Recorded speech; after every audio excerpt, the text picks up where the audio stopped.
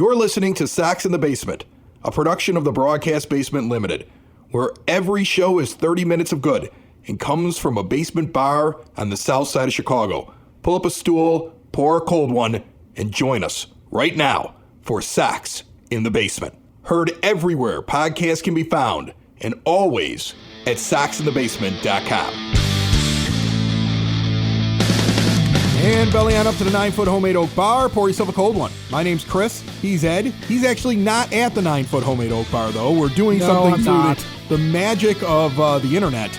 Ed is over at his house today while we're recording. You are spending the entire day overseeing work. You've got guys putting in flooring. So when Ed speaks, if you hear drilling, hammering, or any type of explosions going on, it's because he has his entire house under construction. I mean, what was that Tom Hanks movie, Money Pit? That's what it sounds like is going on over at your place right now. It's either that or Monty Python and the Holy Grail when they're making the Trojan rabbits. Oh, the only thing that's missing is some squeaking noises, the random from a cat, and some broken glass. And if I hear those two things, I'm going to have to stop what we're doing and go check it out. What was so funny was, as we were doing this, I was like, we'll just pretend we're at the bar. Nobody will know. And then, right away, I start hearing the noise in the background. I'm like, well, there's no way we're covering that up. Now, what's funny is after I brought it up, for the next half hour, they'll only use their power tools when I'm talking, and nobody will hear it. And nobody will be like, what the hell were they talking about? I didn't hear a thing. So we'll see how this goes for the next 30 minutes, okay? And it's all brought to you by Family Waterproofing Solutions. They were named the Southtown's Best in 2021, and they are fast expanding. You heard the commercial at the beginning of the show. They are hosting an installer job fair February 26th. That's a Saturday, 8 a.m. until 2 p.m. in Evergreen Park. Find out what they do, why they do it, the services they provide, and see whether or not you got a career waiting for you at Family Waterproofing Solutions. Excellent benefit packages available. No sign-up necessary for this event. Just bring your valid driver's license. Saturday, February 26th. Learn more at familydry.com. The day this episode comes out, the Hall of Fame is going to announce who the writers are putting in.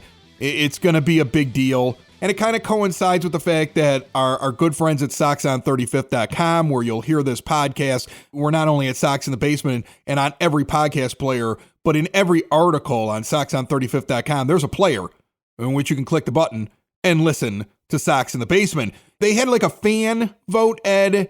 They also did the contributors. The fans put in Mark Buehrle and only Mark Buehrle. Right. Of all fans polled, in a random poll of all the guys on the ballot, those that read Sox on 35th only put in Mark Buehrle, which I thought was hysterical. So you're saying that Sox on 35th's readership is a bit of a homer crowd? Little bit of a homer crowd. That's okay. That's okay. That's what we want. We were included in the contributors section. Yes, we were.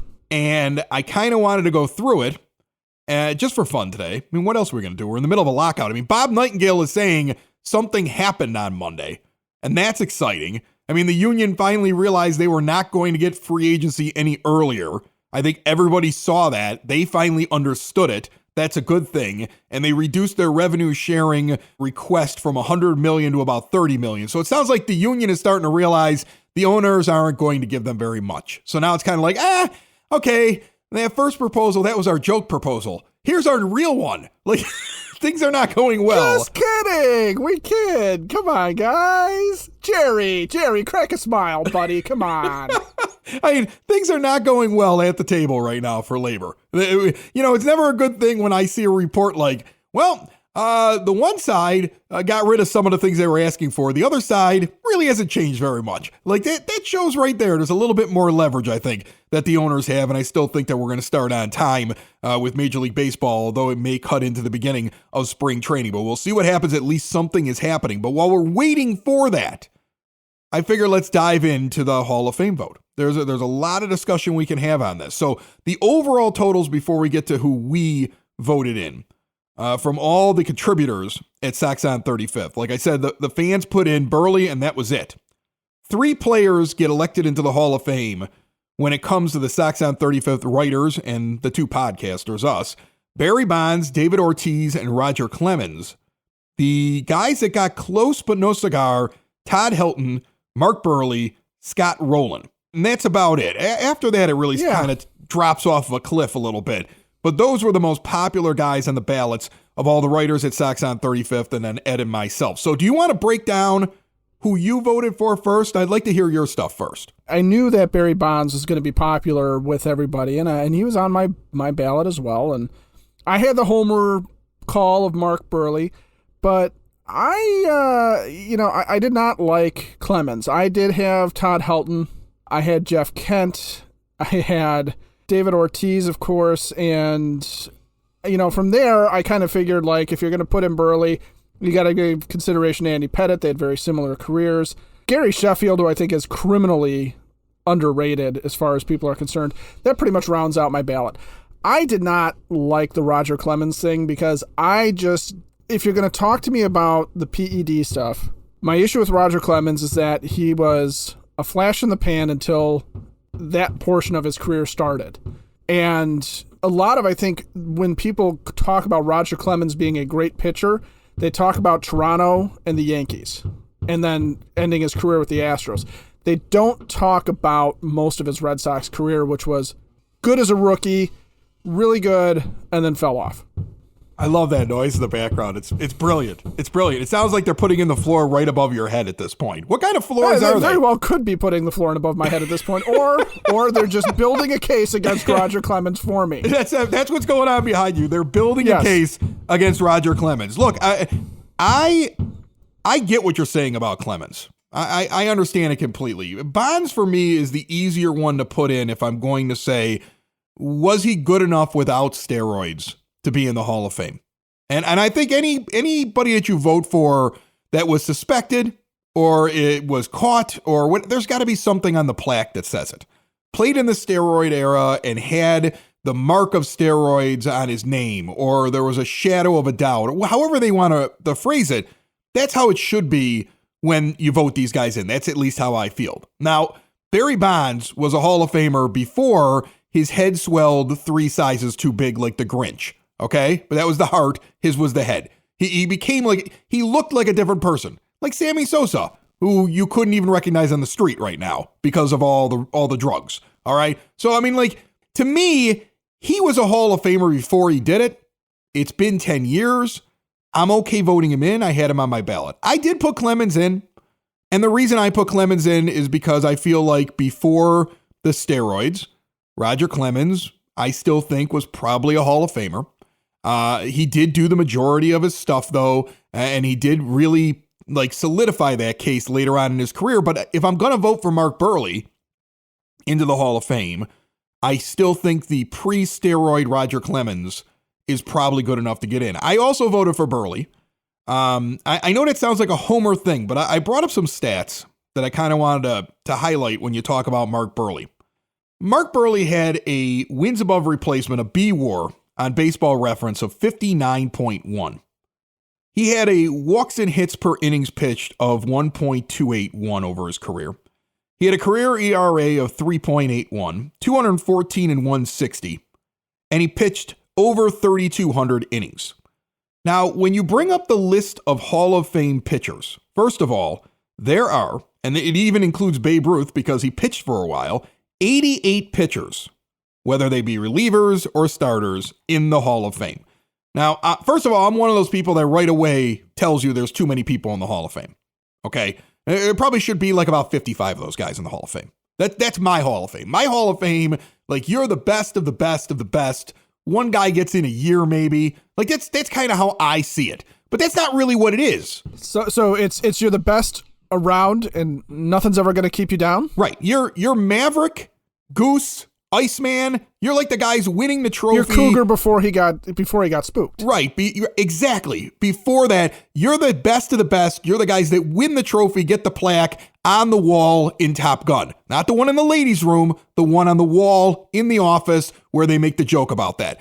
That's who you are if you're getting into the Hall of Fame, in my mind. But that isn't the case. When I compare Mark Buehrle's stats to the pitchers that are currently in the Hall of Fame, let's start with something that is pretty indisputable, and that's wins above replacement. The value that he had to his team in terms of creating wins. The average pitcher in the Hall of Fame had 66 wins above replacement over 17 seasons. Mark Buehrle had 59.1 over 16 seasons. He is just off the pace of the average. When you look at pitchers that had less wins above replacement than Mark Buehrle, and remember he had 16 years to amass it, let's kind of go down the list of guys that don't have the numbers he had that are currently in the Hall of Fame. Jim Cott, 25 seasons, 45 wins above replacement. Jack Morris, 18 seasons. Jack Morris pitched for a long time. Then Mark Buehrle came around and pitched for 2 less seasons and amassed 16 more wins above replacement with less seasons that he was out there. And in fact, let's be honest, Jack Morris is the only reason that I can make the argument when I look at Buehrle's ERA, because he's the only guy that's going to have a worse ERA than Mark Buehrle in the Hall of Fame if he gets in, with a 3.90 for his career, and Buehrle with the 3.81. But as I go down here, Catfish Hunter, 36. There are guys that we've put into the Hall of Fame that have not been as valuable to their team as Mark Buehrle. And then here's a guy that goes out and pitches a ridiculous amount of innings in an era where it was just not happening. People weren't doing that anymore. He's got over 3,200 innings. The average starting pitcher is at about 3,500 in the Hall of Fame. He's again sitting right dead smack in the middle, basically, of Hall of Famers in the amount of innings he went on provided to his team. He did a lot better than other guys that are sitting in there. I mean, Roy Halladay went out there for the same amount of seasons. He only had 2,700. You put him in the Hall of Fame. So I guess my argument for Mark Buehrle is when I look at what he did, and you have the perfect game, and you have the no-hitter, and you have the fact that he led a team to a World Series. We just had on Adam Kaplan from Sox on 35th in the previous episode of the show, and he breaks down the best one-season pitching performances on the White Sox over the last 20 years. Buehrle's was the best one, and he did it in the year that they went out and won the World Series. He pitched in a game and came back and pitched in relief. So to me, it's very, very difficult for somebody to explain to me why he is probably going to be just across the line to remain on the ballot, when in reality, he should be a guy with 50-60% of the vote right now, building towards making it into the Hall. And meanwhile, I got to turn around and I got to look at David Ortiz, who I didn't put on my ballot. You did. And Dick Allen isn't in the Hall of Fame, but he's got better stats. He's got more wins above replacement. He was more valuable to his team than Ortiz, and he did it in less seasons. To me, it's funny to me that with the East Coast bias, Ortiz is an automatic in, and I think he's a Hall of Famer. I don't know if he's a first ballot Hall of Famer, but he's a Hall of Famer. But I also think of Mark Buehrle's a Hall of Famer. I think it's going to be one of the great tragedies to watch him get knocked off the ballot or not grow in the amount of support that he has and eventually not get into the Hall of Fame. He really, I think, belongs in there. Sox in the Basement listeners, do the hard work. And if you're a hardworking man or woman on the South Side, you need to be outfitted properly. And that's why you should visit Red Wing Shoes in Evergreen Park, New Lenox, and Geneva. A work boots specialty store that carries sizes from 6 to 16 and feet as wide as 4E. A 115-year-old company that came out of Red Wing, Minnesota. And one of its largest stores in the entire Midwest is in Evergreen Park, Illinois, ever since 1976. When you're on your feet, the footwear is everything. So why not get an expert fitting? They warranty, repair, and offer free conditioning with laces. And they also carry Carhartt work clothing as well. Located at 3347 West 95th Street in Evergreen Park, Illinois, at 208 East Maple Street on Route 30 in New Lenox, or at 1749 South Randall Road in Geneva. Visit them today. You work hard. You've earned it. Red Wing Shoes. Yeah, Morris is the one that makes me think that, like you said, that really makes the case for Buehrle, because Morris's entire candidacy was built around him coming up in these big important moments, right? World Series moments, these things that he did that were above and beyond. Well, Buehrle's got that, and people talk about the perfect game and the no-hitter. I don't think enough people really remember that the no-hitter was basically a perfect game, because he walks Sosa and then proceeds to pick him off. It's almost like he did that just because he needed to throw a pick off on the reel. And that's something that Buehrle did constantly. I mean, that alone, and it was a close pitch too, but that alone, I mean, he is centimeters away from having two perfect games on his resume. which would be enough, I think, for any other pitcher. Not to mention the World Series and the fact that, throughout those playoffs, the things that he did, plus he had a scoreless streak. There was a lot to Mark Buehrle's career in terms of big moments. But you're right about the East Coast bias thing. And I don't know that you could say that Morris got the East Coast bias when he did, but there is this sort of perception out there that, the 2005 White Sox don't get mentioned with a lot of the great champions of the last 20 years, even though they win 11-1 in the playoffs and things like that. So it will take a lot for Buehrle to get into the Hall in terms of people coming around and recognizing it. But you're right about that. Statistically, he is right there. You can make the case for him. And he's got the big moments on the resume. Because that's the other thing about Ortiz. You bring up David Ortiz. Ortiz's stats, he's not the greatest hitter in the history of the game. I mean, he's in with 500 home runs. 500 home runs is great, but he's largely in. I think Ortiz is largely in because he's Big Papi. He was the leader of those Red Sox teams that were so competitive and won World Series during his playing days. And that's where people sit there and go, he was one of the faces of the game. That's what gets him in. 500 home runs is great, but I think we are also going to come to a point where 500 home runs doesn't automatically put you into the Hall anyway. Like, I hate the idea of, well, they're not a first ballot Hall of Famer, so I'm not going to vote for him for the second year. I generally absolutely hate that idea, but there's this little part of me, that's why I left him off my ballot. I don't like the idea of him sitting next to Frank Thomas on the Fox broadcast when they can now reference that they're both first ballot Hall of Famers when David Ortiz isn't even in the same ballpark as Big Hurt. No. Yeah, and that's so absolutely true. I think that's the thing that gets me, and that's why I left him off the ballot. It was petty, it was mean, it was wrong, but I still did it anyway. For comedic purposes, for baseball analysis, pre- and post-game analysis, then the voters should leave David Ortiz off so that Frank has something to rib him about and Ortiz has something to go back at Frank about. So, exactly. Yeah, Although I think he's going to be the only guy that gets in. That's my guess here. I mean, I might be wrong by the time people listen to this because this comes out on Tuesday morning and Tuesday evening. We're going to find out. But my suspicion is so many of the writers are going to do this at the last second. Yeah, he's going to be the last one. All right, so let's go over the rest of my picks here real quick. I got Bonds, Buehrle, Clemens, as I mentioned. I put Todd Helton in because I don't know why he keeps getting treated like he wasn't a good baseball player. He was, and because of the Rockies. It confuses me. I mean, like, if you play for the Rockies, like, everything you do means nothing. Jeff Kent. It is so surprising to me that Jeff Kent is not a Hall of Famer, or at least close to getting into the Hall of Fame at this point. I voted for him, and I voted for Scott Rowland, a great defensive third baseman. I voted for Gary Sheffield. I feel like he is undervalued.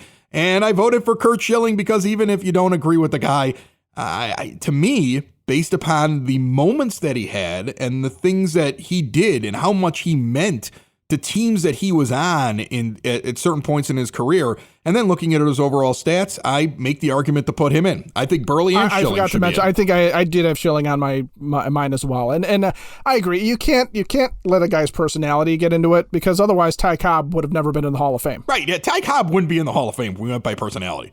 The awful things that Ty Cobb said and did, and just watch the Ty Cobb movie. Like, you'll cringe. You'll cringe. They toned it down. Yeah, they did. They made it soft for you. Like, he was just the most awful human being. He used to purposely slide into second base with his spikes up to ruin people's lives by putting his metal spikes through their legs. Knowing that they didn't have the medical ability to fix the infection that would normally result. Right.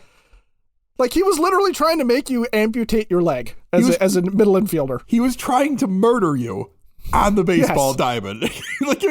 And this man is in the Hall of Fame. So please, to me, I think if you take away your personal opinions about Curt Schilling, I think is in the Hall of Fame. Okay. Now, and here's the other thing. I've been one of these people, I don't like the steroid users. I didn't put Alex Rodriguez on my ballot because I don't know how long he was cheating.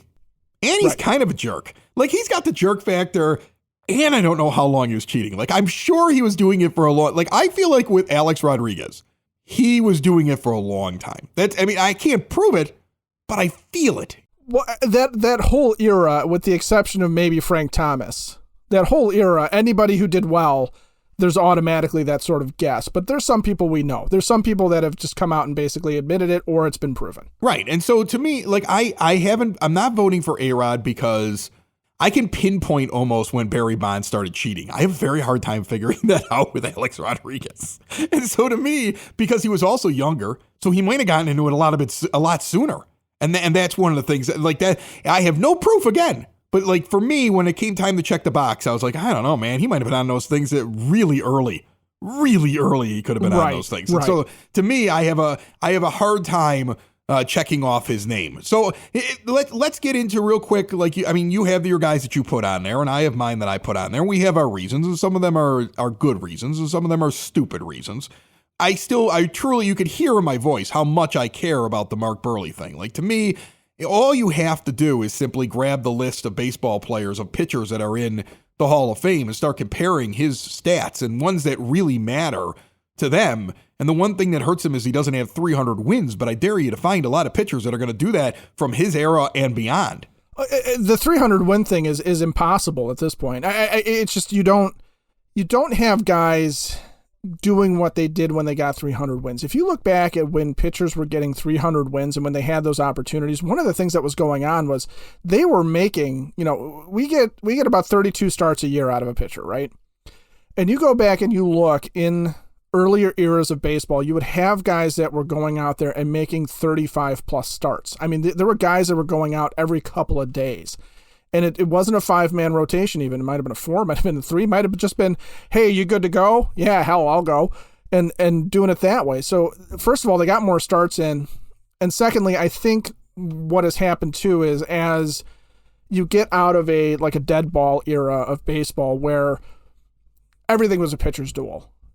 Nowadays, what Mark Buehrle was able to do to neutralize offenses to even get, the amount of wins that he had and spend the amount of time on the mound that he spent is more the metric. And I think WAR is going to end up being more the metric for pitchers going forward. But also, you said there's 88 pitchers over the course of how many decades of baseball. So the fact that he's in that exclusive of a group, even if you think there's too many of them, it's still, it just baffles me how little credit he gets.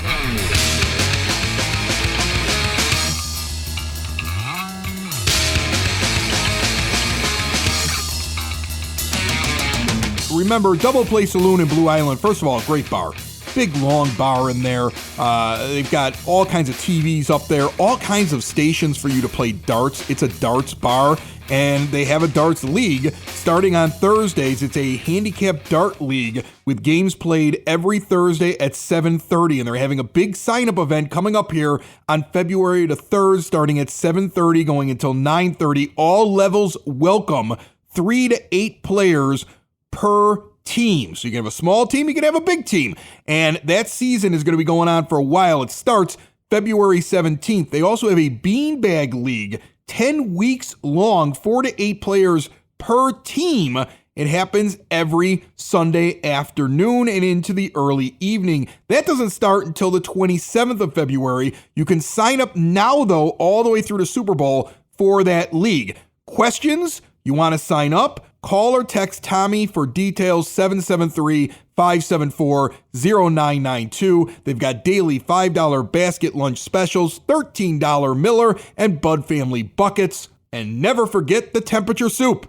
The lower it is outside, the cheaper the soup. And it's good soup. They've got a great menu. Check it out. Their Facebook page puts up all the different things that they have available. It's a great follow. Newly remodeled private gaming area, and it's all at 1311 Western Avenue on the island. That's Blue Island, a Southsider's paradise. Double Play Saloon. Proud advertisers of Sox in the Basement.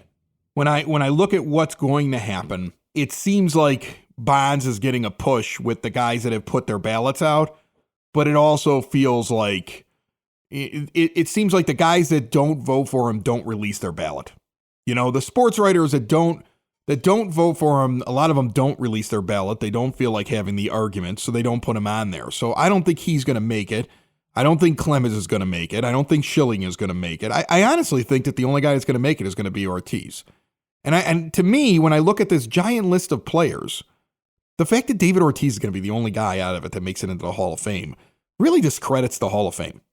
you have this situation now in the era of social media where there's a lot more pressure on the writers to say who they're voting for, and fans demanding transparency, and writers making a point of saying, I'm not voting for this guy because, and taking the moral stand, where I think when the writers were first tabbed to put guys in the Hall of Fame, it was more because they had the opportunity to watch them. They were not involved in the game. The journalists were objective observers.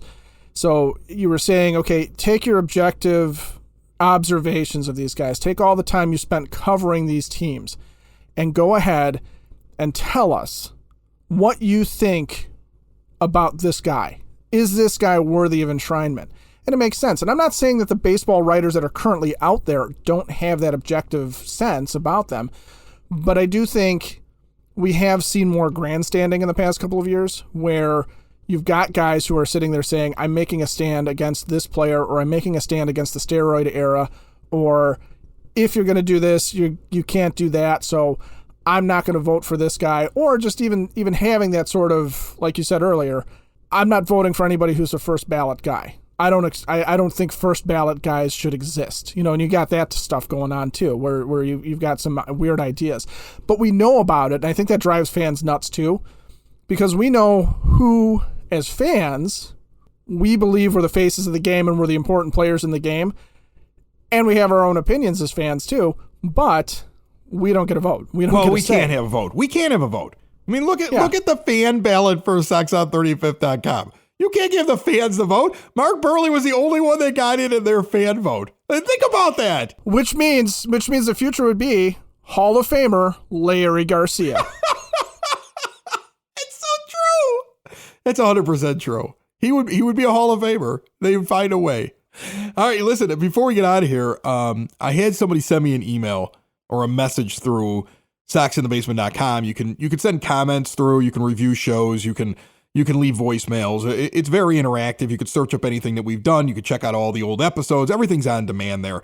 And the thing that was said to me, or that was written in this message, was that it's impossible for anybody to beat Liam Hendriks in the $1,000 guest bounty.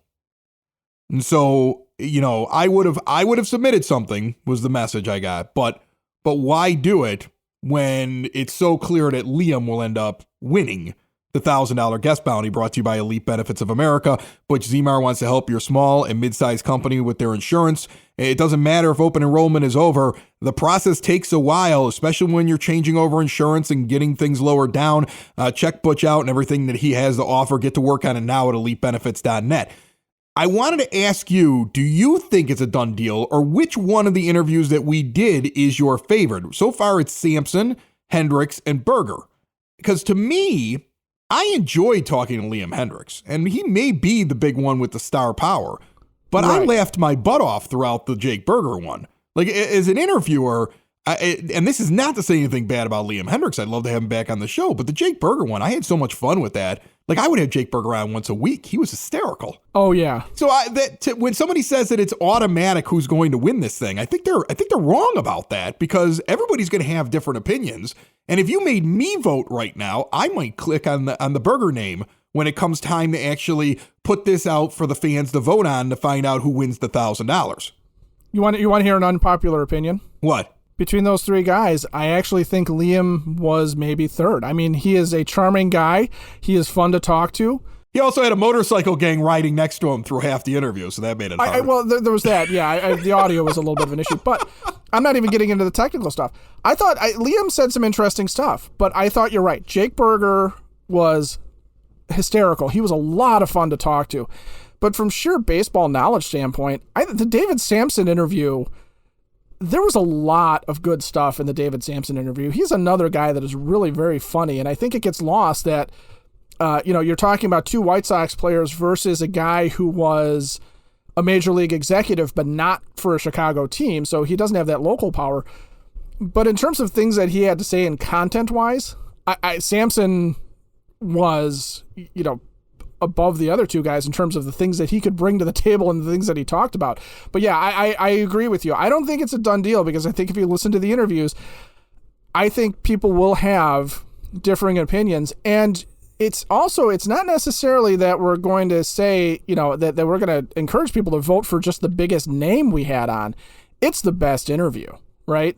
So give them a listen. Give Jake Berger and David Sampson a second listen, and don't just write it off because you saw Liam Hendricks there. Also, there's nothing saying that who you were going to nominate doesn't turn out to be, just one of the best interviews anybody's ever had, or has some, something groundbreaking or earth-shattering to say. I mean, let us put them on the air, and then let's see what. Well, I mean, and that's the thing. I've had now a couple of messages over the last couple of weeks. We have some other ones that right now we're in the process of trying to figure out, like, can we get it done? Some names have been thrown our way. This thing's going to continue through February in terms of you getting in your entry, and then they're going to end up on the show through mid-March, and then the vote happens in the back half of March. So there's plenty of time, but you really want to get your entry in before the end of February. So it is starting to run out. I've had a lot of people say, well, I have one, but I don't know if it's good enough, because it might not be able to beat what you've already done yet. I think you got to let the listeners decide that. And we also have a few others that I think we're pretty close on as we're working them out. So we're going to have a few more guests that are going to jump into this thing. So it's not just going to be those three guys. And it doesn't have to be somebody that just talks baseball, right? Like, it could be anybody. Like, let me tell you who gets my vote. You get Anna Kendrick down here at my bar, you win automatically. I'm not even putting it up for a vote, okay? Also, I'm guessing I'm not allowed at the bar that day. So. No, it would just be me and her. I'm going to make my wife go out. Like, all right. Well, supposedly she's dating Bill Hader, so maybe Bill and I can go get a beer. Right, she likes goofy guys that tell terrible jokes. So I got a shot still. I got a shot. That's all I'm saying. Yeah. Sox in the basement. Sox in the basement. Sox in the basement. Sox in the Basement. Heard everywhere podcasts can be found, and always on soxinthebasement.com.